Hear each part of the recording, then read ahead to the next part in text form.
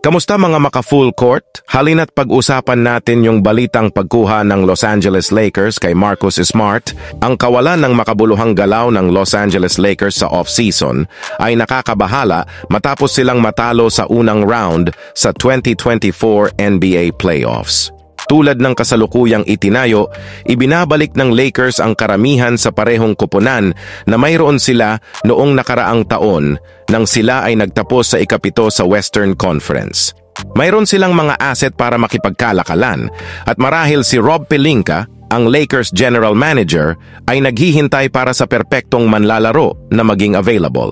Inilista ni Eric Pincus ng Bleacher Report ang mga trade target para sa Lakers sa season. Dahil maaaring naghihintay si Pelinka kung paano maglalaro ang koponan bago siya gumawa ng trade. Naglista si Pincus ng 12 manlalaro kabilang ang Memphis Grizzlies guard Marcus Smart.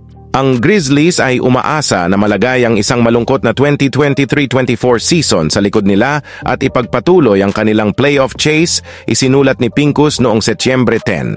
Ang koponan ay naging 27 mula sa 51 panalo na may mga pinsala at mga issue sa labas ng korte, lalo na sa star guard na si Jay Morant.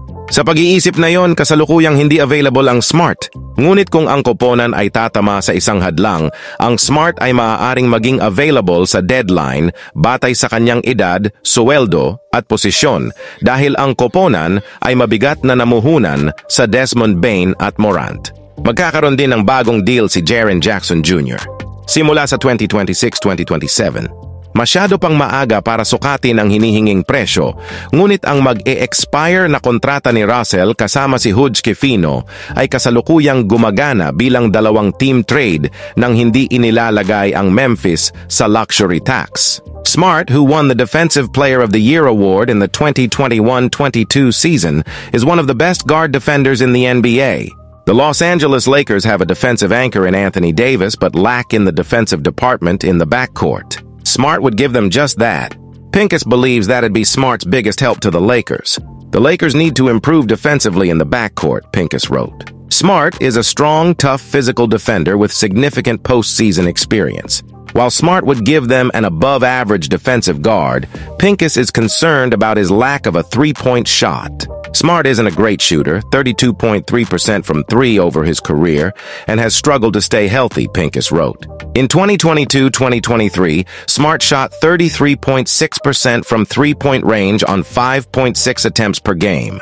He's taken at least 5.1 three-pointers in each season since 2018-2019. The Lakers ranked last in three-pointers attempted per game last year. Ayon kay Jake Fisher ng Yahoo Sports, nagpakita ng interes ang Los Angeles Lakers sa Smart noong trade deadline.